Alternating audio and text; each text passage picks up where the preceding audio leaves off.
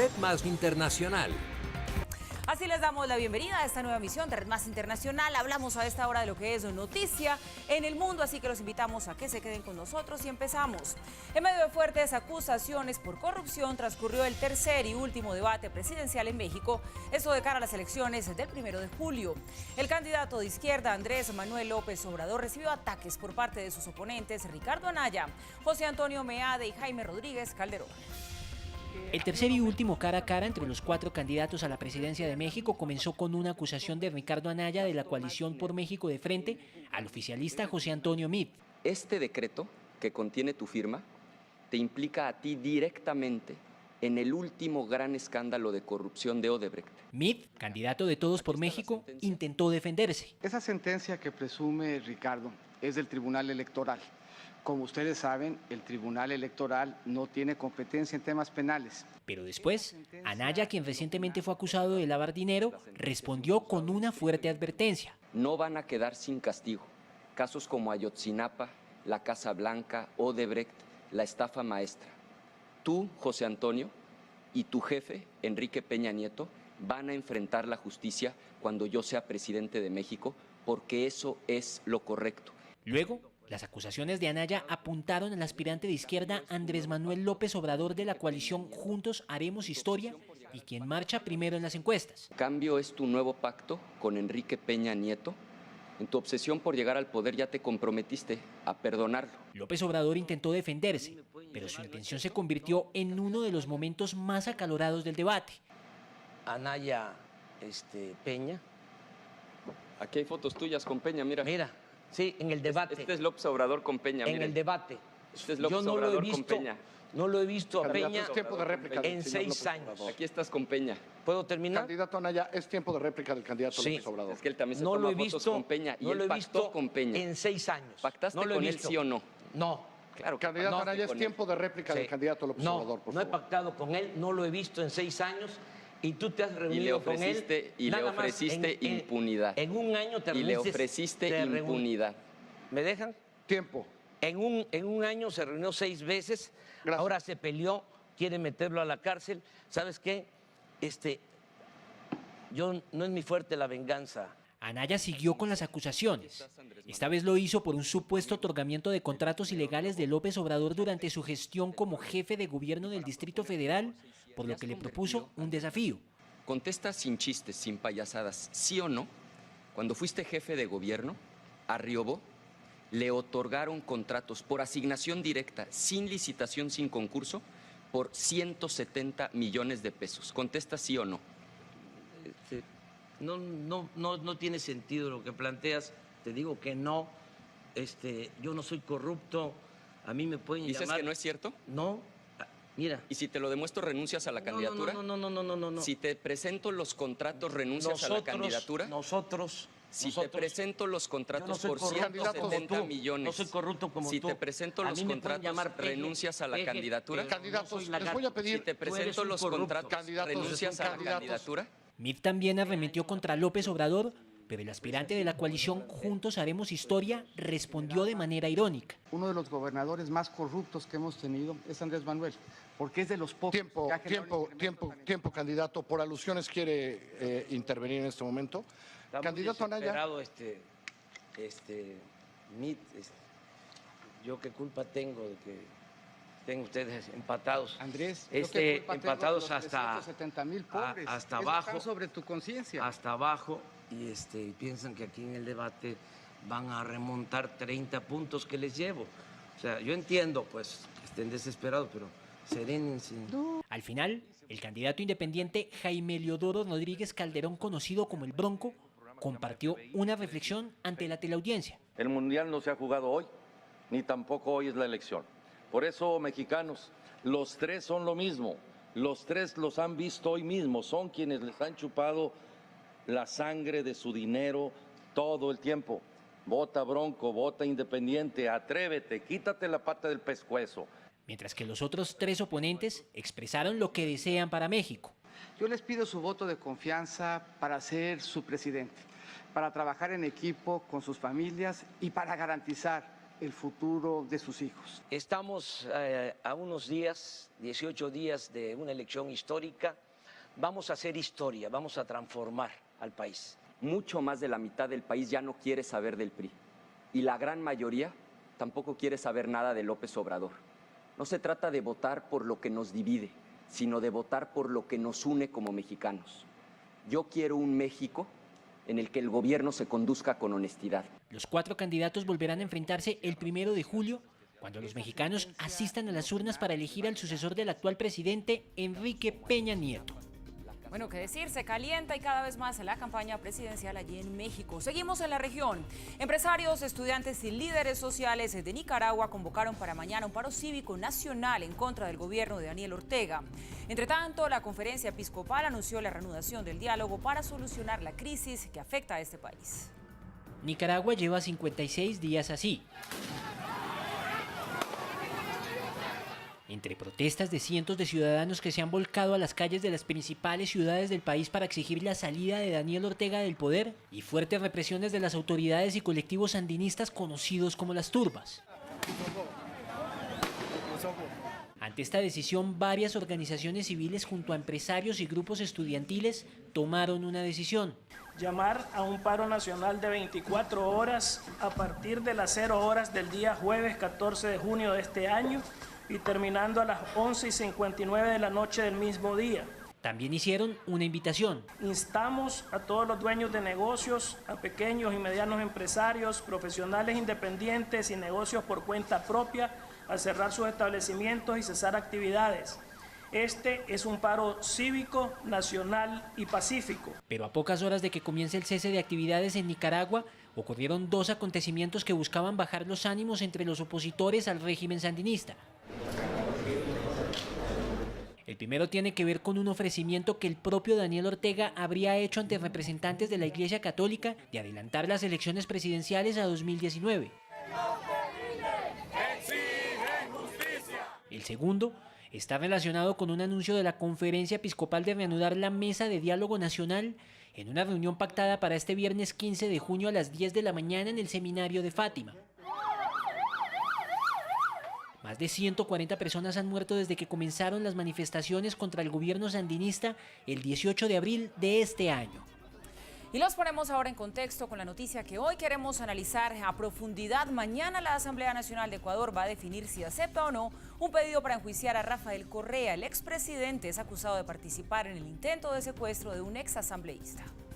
A las 4 de la tarde de este 14 de junio, hora ecuatoriana, la Asamblea de ese país se reunirá para discutir un pedido de la Corte Nacional de Justicia en el sentido de abrir un juicio penal en contra del expresidente Rafael Correa. Dicha petición se basa en un requerimiento que hizo el fiscal Paul Pérez de vincular al exmandatario en el caso que adelantan las autoridades por el intento de secuestro del exasambleísta Fernando Balda ocurrido en agosto de 2012 en Bogotá. Los elementos con los cuales la Fiscalía sustenta esta decisión son las declaraciones de los funcionarios que ejercieron algunas atribuciones en la anterior administración y en el anterior régimen. Correa, quien gobernó Ecuador entre 2007 y 2017, rechazó las acusaciones en su contra. Pedido del fiscal de mi vinculación en el caso Balda. No tiene ninguna fundamentación ni se refiere a ningún elemento procesal. Es decir, primero me vincula y luego buscará el porqué. Totalmente inconstitucional, pero cumpliendo las consignas políticas. Y sobre todo que actuaremos sin temor, ni tampoco bajo presión de ninguna naturaleza. Balda fue militante del partido Alianza País, impulsado por Rafael Correa, pero después pasó a la oposición. Agentes de inteligencia de Ecuador han afirmado que por orden del entonces mandatario habrían contratado sicarios para capturar a Balda en la capital de Colombia, donde se encontraba en calidad de refugiado. Bueno, pues el expresidente Rafael Correa nuevamente no la está pasando muy bien en lo que tiene que ver con su país. Vamos a analizar y entender un poco más a fondo la situación, que es lo que puede pasar mañana para él. Para eso saludamos a nuestro invitado Gabriel Clavijo, experto en política y relaciones internacionales. Gabriel, gracias por estar con nosotros. Buenas noches. Buenas noches, Paula. Bueno, lo explicábamos en nuestro informe, pero creo que no está de más poner en contexto a la gente, a nuestros televidentes, de qué es de lo que están acusando al expresidente Correa. Al expresidente Correa lo están acusando dentro de sus múltiples juicios, porque no es el único que tiene, acerca del secuestro de un congresista, un diputado ecuatoriano en el año 2012, Fernando Valda, que era de la oposición al gobierno de Correa. Él fue plagiado y inmediatamente fue Correa suscrito al proceso debido a que era un gran opositor del presidente. Correa tiene esta reputación de callar de una u otra forma a quienes han sido sus contradictores. Entonces, este juicio empieza a moverse dentro de los 12 juicios que le han llevado a cabo, 7 de los cuales ya han prescrito o han fallado a favor de Correa, quedan 5, y este es uno de esos 5. Y en este caso específico de Fernando Valda, ¿qué tantas pruebas se conocen hasta ahora y son públicas y se sabe que existen? Porque usted nos decía, bueno, él hacía oposición, pero él se consideraba un perseguido político. ¿Por qué? Era perseguido político porque él cuestionaba mucho las políticas petroleras de Ecuador en ese momento de exploración petrolera en la región del Lago Agrio, curiosamente, muy cercana a la frontera de Colombia, donde actúa Guacho. Y esto también es correlacional a este problema porque ahí aparece la incubación de los problemas que estamos viviendo ahorita con nuestra frontera sur y la frontera ecuatoriana. Lo que pasa es que la zona del Lago Agrio es una zona de reserva de biodiversidad ecológica protegida por la UNESCO, y Rafael Correa dio autorización a la Exxon y a Texaco para que procedieran a la exploración petrolera. Obviamente eso generó mucho malestar dentro de muchos grupos políticos, incluyendo los verdes o los partidos con tendencias verdes, donde estaba Fernando Valda, y fue secuestrado, fue plagiado más como un plagio de corte político que económico, realmente. Y esa es la acusación que se le hace en este momento al presidente Correa. Bueno, ¿y cómo se decide aquí específicamente? ¿Qué instancia decide aquí? Entiendo esto va a ser mañana, que el expresidente Correa es juzgado o no. Bueno, hay un ala correísta dentro de la Asamblea Nacional de Ecuador y hay un ala opositora. Realmente el ala correísta es quien propende a dilatar el proceso para que no se abra el juicio para Correa. ¿Y qué tan fuerte es esa ala correísta? En este momento no está tan fuerte porque recuerden ustedes que está el gobierno de Lenín Moreno, que también tiene muchos problemas dentro de Ecuador. Entonces el Congreso está completamente fraccionado y no hay unas alas fuertes en este momento en Ecuador. Creo que mañana va a haber una discusión muy álgida y mañana veremos el resultado acerca de si finalmente procede el juicio frente a Correa o no. Pero entonces la última palabra la tiene en este caso la Asamblea Nacional, o podría la Corte Nacional de Justicia decidir si lo llama a juicio o no, independientemente de lo que diga la Asamblea, o no pedir la autorización a la Asamblea. Realmente en Ecuador pasa algo ciertamente parecido en Colombia, y es que se presenta un pequeño o un desequilibrio de poderes públicos. El poder ejecutivo tiene mucha preponderancia frente al poder judicial en Ecuador. Esto hace que en Ecuador las decisiones del poder judicial sean siempre cooptadas por el Ejecutivo, y sobre todo pasaba eso durante el gobierno de Correa, que es algo muy peculiar o una característica muy particular de todos lo que se llaman dictaduras constitucionales. En Ecuador pasaba, en Venezuela pasaba, y bueno, en otros países, posiblemente acá en Colombia o en otros países, puede haber ese desequilibrio de poderes. En ese sentido, entonces, en este momento la Asamblea Nacional tiene la última palabra, es la vocera de la decisión popular. No sabemos qué va a pasar con el Poder Judicial y si las Cortes van a intervenir en este proceso. Hasta mañana tendremos la posibilidad de decir, hay una vía libre a un juicio de Correa, pero tendremos que ser muy cautos y muy prudentes para esperar la reacción de las Cortes. En este momento creería yo que la Corte no se va a meter dentro de este proceso debido a que Correa está fuera del poder, no está tan fuerte políticamente, no quiere decir que no esté excluido, sigue siendo representativo, pero Correa ya no es el animal político que solía ser. Entonces, la Corte no creo, a mi parecer, no creo que vaya a influir, pero en estos casos no sabemos cómo va a evolucionar la situación. El expresidente Correa se encuentra fuera del país. Si deciden juzgarlo, pues claramente no creo que vaya a volver a Ecuador a someterse a una situación de estas. ¿Qué puede pasar? ¿Declararse en exilio? ¿Podrían capturarlo internacionalmente? No creo que lo capturen internacionalmente porque no es un delito declarado de lesa humanidad, ¿sí? No es como el caso Pinochet, por ejemplo, donde tenían delitos o acusaciones de lesa humanidad y fue capturado. Eso solo vale para los delitos de lesa humanidad que están avalados por la Corte de La Haya. Este es un caso doméstico dentro de Ecuador. Habrían dos posibilidades para Correa: quedarse afuera y pedir el exilio, o venir y enfrentar un juicio, sin olvidar que Correa no ha abandonado una posible candidatura presidencial a futuro, ¿sí? Él salió de la presidencia de Ecuador, pero nunca fue tajante en decir que se retiraba de la política. Esto es algo también muy característico de nuestros presidentes latinoamericanos, y lo digo a todo lo personal, todos lo hemos sufrido. No es para nada beneficioso para una democracia que un expresidente vuelva a la arena política. Un presidente tiene su periodo y ya debe salir, como en una democracia seria en Estados Unidos. Pero mire, ya que usted se mete en estos temas, esta tendencia que estamos viendo, sobre todo en la región, donde los nuevos gobiernos entonces lo que hacen es gobernar con el espejo retrovisor y entonces inculpando y metiendo en rollos penales a quienes fueron los mandatarios anteriores, ¿es sano para la democracia? En este caso, digamos, es la Fiscalía. Esto viene de la Fiscalía en el caso de Ecuador, que es un poder independiente, pero creo que la pregunta es válida. Efectivamente, es sano en la medida en que toda persona pública debe responder si ha violado la ley. Obviamente, si un presidente en ejercicio de su mandato ha violado la ley, pues por supuesto tiene que ser juzgado, inclusive después de su presidencia.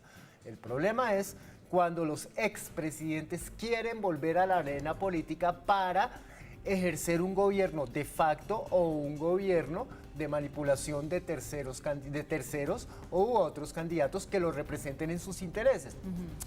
La política o la democracia es un sistema dinámico en donde permite la discusión de las fuerzas opositoras, pero dentro de un juego político transparente y donde haya siempre renovación, ¿sí? Ese es el problema que vimos en América Latina. De México hacia el sur, nosotros no tenemos una renovación sana dentro de la política y no le damos espacio a nuevas figuras o a nuevas ideas que oxigenen el juego político. Es casi que un reencauche y la formación de casi unas monarquías familiares que han gobernado nuestros países por años. Es el caso, por ejemplo, de los Somoza en Nicaragua, o el caso de los, en este momento en Perú, de los Fujimori, ¿sí? O tenemos los Santos o muchas otras familias en el poder. Entonces eso para nada es beneficioso para ninguna democracia. Bueno, pues seguiremos atentos a lo que pasa específicamente mañana con el expresidente Rafael Correa, cuando ya se lleve ese pedido a juicio a la Asamblea Nacional, quien decidirá y tendrá la última palabra, y seguiremos analizando por lo que venga de allí en adelante. A nuestro invitado, Gabriel Clavijo, experto en política y en relaciones internacionales, muchas gracias por acompañarnos como siempre. Buenas noches. Gracias, Paula, por la invitación. Y nos vamos hacia una pausa, ya regresamos.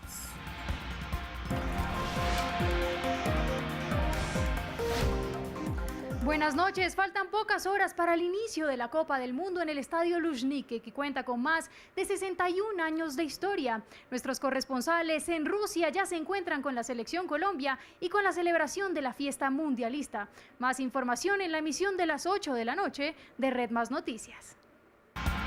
Seguimos recorriendo el mundo en materia de noticias. Gracias por continuar con nosotros. La producción de petróleo de Venezuela llegó a su nivel más bajo en las últimas 3 décadas. Algunos expertos advierten que el país suramericano dejará de exportar crudo a finales de este año y quedaría por fuera de la OPEP. Al paso que va, Venezuela podría quedarse a finales de 2018 sin barriles de crudo para exportar, lo que obligaría al país fundador de la Organización de Países Exportadores de Petróleo a abandonar este grupo creado hace 58 años.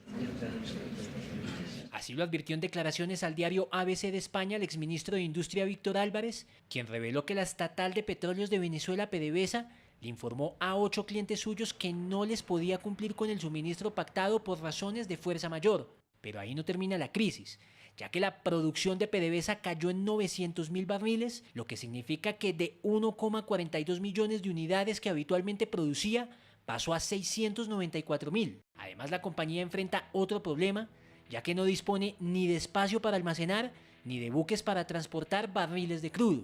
Ha llegado la hora de una gran limpieza en PDVSA. Algunos expertos creen que en apenas 5 años y medio en el poder, el régimen de Nicolás Maduro ha destruido la industria petrolera nacional, que le aporta el 96% de los ingresos al país, sin necesidad de un embargo ni de un bloqueo internacional decretado por el presidente de los Estados Unidos, Donald Trump.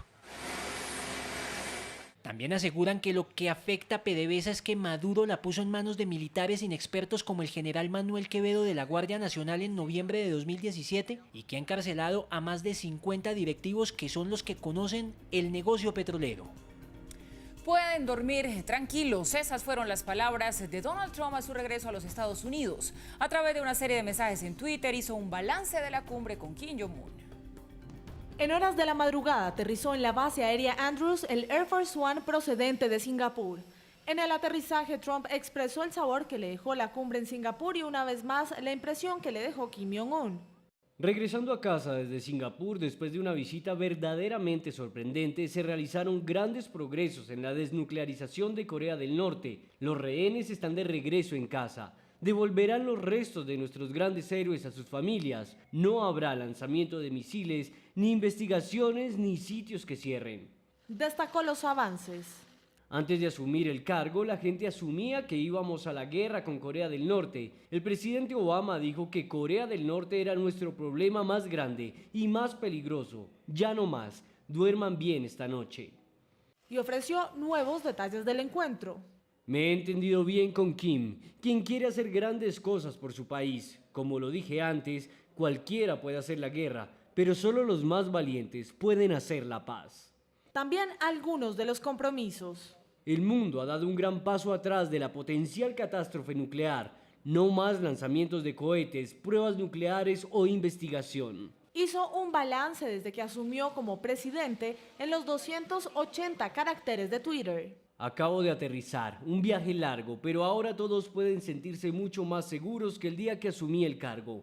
Ya no existe una amenaza nuclear de Corea del Norte. La reunión con Kim Jong-un fue una experiencia interesante y muy positiva. Corea del Norte tiene gran potencial para el futuro.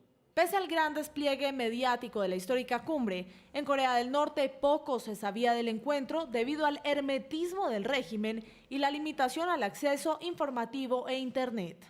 La información la fueron recibiendo los ciudadanos a cuentagotas. Hasta la semana pasada en Corea del Norte solo sabían que habría un encuentro con Trump.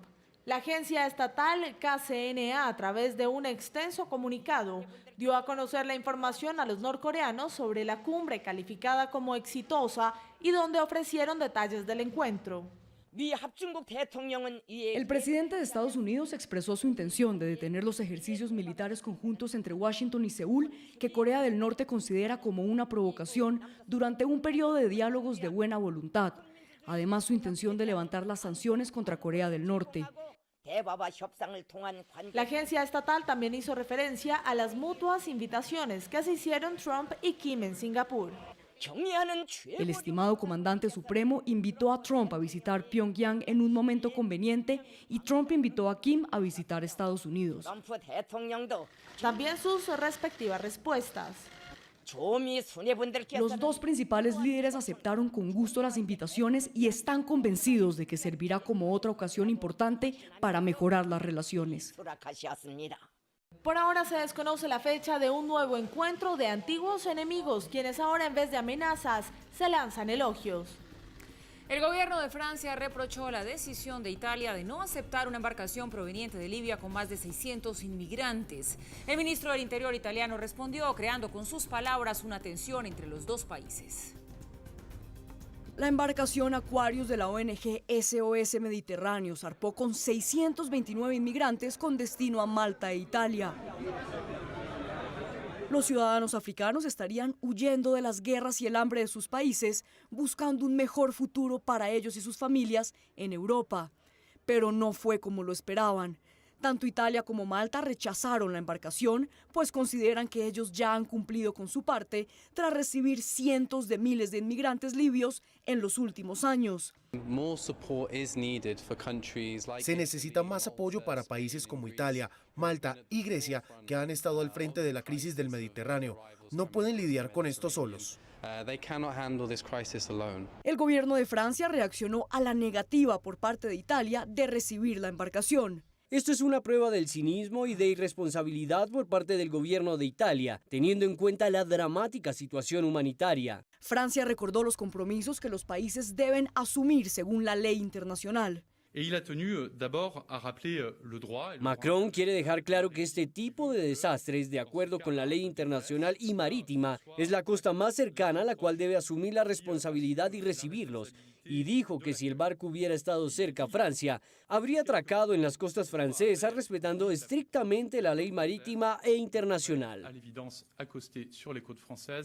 El ministro de Interior de Italia, el ultraderechista Matteo Salvini, respondió a las declaraciones de Francia. Desde el 1 de enero hasta el 31 de mayo de este año, 10.249 personas han sido enviadas desde Francia a Italia, incluyendo mujeres, niños y discapacitados. Según el acuerdo de reubicación de 2015, Francia acordó acoger a 9.816 inmigrantes. En 3 años, en vez de acoger a 9.816 inmigrantes, han acogido a 640. Así que le pido al presidente Macron que empiece a poner en práctica su acuerdo y que acepte a 9.000 inmigrantes mañana por la mañana como una muestra de una generosidad concreta, no puramente de palabras. Generosità concreta e non solo a parole. Para este viernes está prevista una reunión entre el primer ministro italiano Giuseppe Conte con el presidente de Francia Emmanuel Macron, reunión que el ministro Salvini ha sugerido que se cancele hasta no obtener una disculpa por parte del gobierno francés. Y volvemos a hablar de Donald Trump, quien al llegar a los Estados Unidos respondió al actor Robert De Niro, quien arremetió contra el mandatario durante la entrega de los premios Tony en Nueva York. A través de Twitter aseguró que el artista tiene un coeficiente intelectual bajo. Ovacionado terminó el actor Robert De Niro después de asegurar que Donald Trump tuvo un comportamiento fuera de lugar en la cumbre del G7. I'm going to say one thing, Trump. El actor hizo las declaraciones el domingo por la noche durante los premios Tony en el escenario del Radio City Music Hall en Nueva York. Comentarios que desataron la ira del mandatario, quien respondió al actor apenas aterrizó tras llegar de Singapur, aún a bordo del Air Force One. Robert De Niro, un individuo con muy bajo coeficiente intelectual, ha recibido demasiados golpes en la cabeza por parte de boxeadores reales en las películas. Lo vi anoche y realmente creo que está aturdido por una paliza. Supongo que no. Aparentemente estaría haciendo referencia a la película Toro Salvaje de 1980, en la que el actor interpretó a un boxeador, un papel que lo llevó a recibir un Oscar como mejor actor. En su seguidilla de mensajes continuó: Imagino que no se da cuenta de que la economía es la mejor que ha existido, con el empleo en su punto álgido y con muchas sorpresas regresando a nuestro país. Despierta. Robert De Niro pidió disculpas al primer ministro canadiense Justin Trudeau, a quien llamó sumiso y deshonesto en la cumbre Donald Trump. Pues ahí está un nuevo capítulo de las peleas de Donald Trump con las estrellas de Hollywood. Pausa y ya regresamos.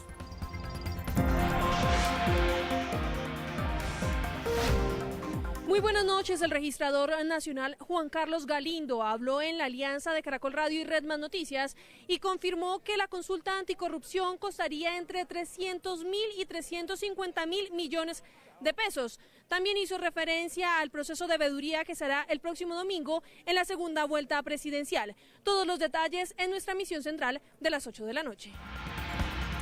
De regreso estamos ya aquí en Red Más Internacional. Iñaki Urdangarín, cuñado del rey Felipe VI de España, fue condenado a 5 años y 10 meses de prisión por fraude fiscal y malversación de fondos.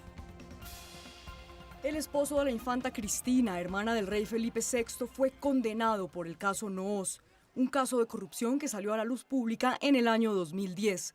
Comparezco hoy para demostrar mi inocencia, mi honor, mi actividad profesional. Durante estos años he ejercido mis responsabilidades y he tomado decisiones de manera correcta y con total transparencia. Mi intención en el día de hoy es aclarar la verdad de los hechos y estoy convencido que la declaración de hoy contribuirá a demostrarlo. A Urdangarín lo sentenciaron a 6 años y 3 meses de prisión, pero su pena fue rebajada a 5 meses, suponiendo que la condena de la audiencia de Palma, Mallorca, el 17 de febrero de 2017, sumaba 5 meses más. Cristina de Borbón, la hija de don Juan Carlos y hermana del rey Felipe VI, no fue ajena al caso Noos. A Cristina Federica de Borbón y Grecia por un delito contra la hacienda pública, 4 años de prisión, multa de 1.092.031 euros con 62 céntimos. Pero para su esposo esto no era justo, así que testificó a favor de la infanta. La tarjeta estaba en mi custodia y única la podía usar yo o mi secretaria o personas que estaban alrededor mío. Nunca la utilizó ella personalmente, nunca la custodió.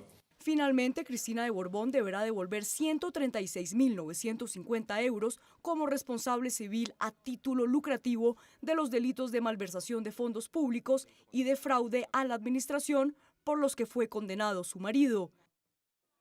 Aunque parecía que la batalla aún no estaba perdida para el esposo de Cristina, hoy se presentó al Tribunal Constitucional para tratar de evitar su encarcelamiento, pero el tribunal le negó tal petición.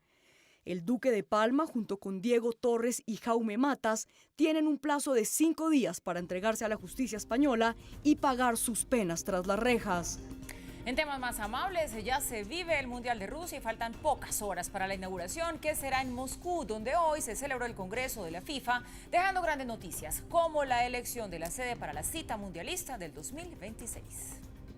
Antes de la inauguración de Rusia 2018 se realizó el Consejo de la FIFA, donde se definió cuál será la sede del Mundial 2026, que en una votación de 134 a favor y 65 en contra dejó como ganador a The member associations of Canada, Mexico and USA have been selected by the FIFA Congress to host the 2026 FIFA World Cup. Thank you.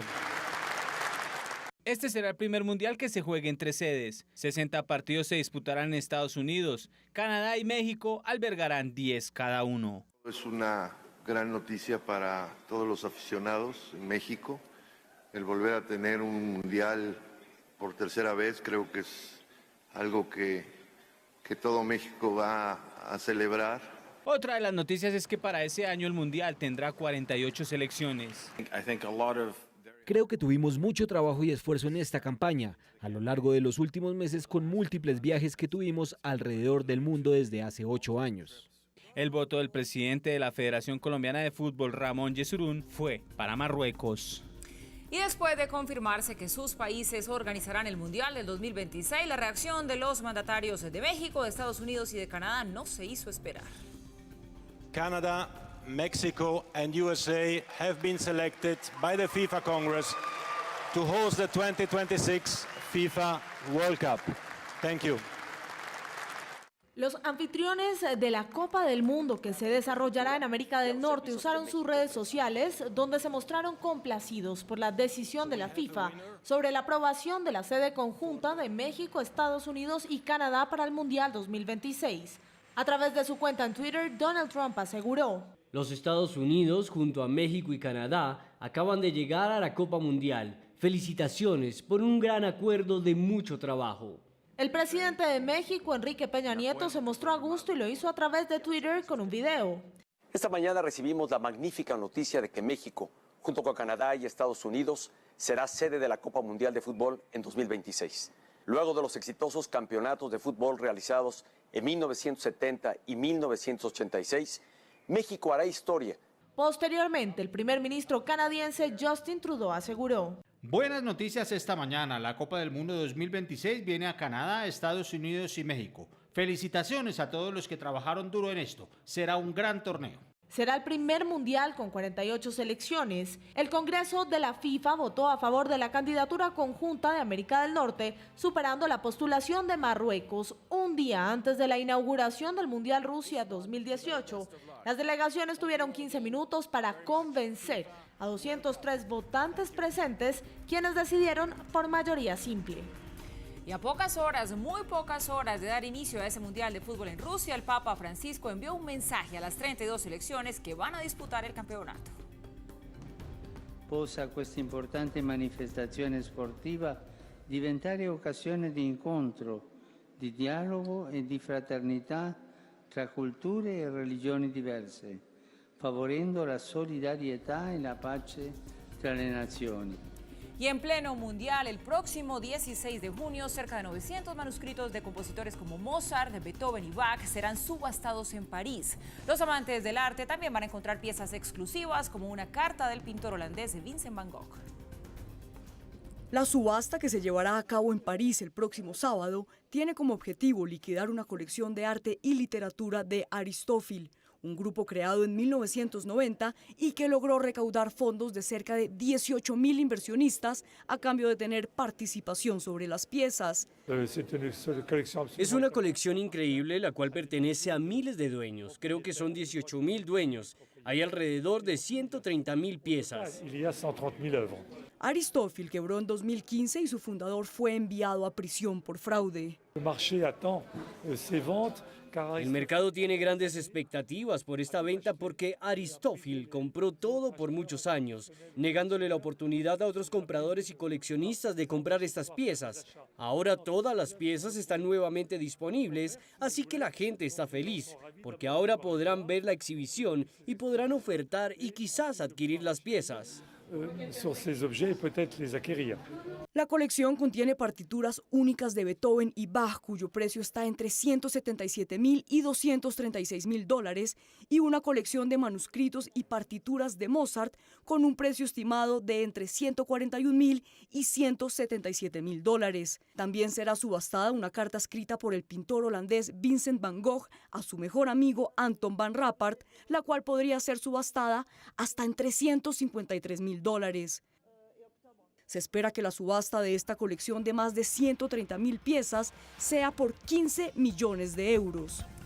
Llegamos al final de esta emisión de Red Más Internacional. A ustedes gracias por su compañía, por informarse con nosotros. Sigan en nuestra programación, que ya viene Camila Sin Filtro. Buenas noches.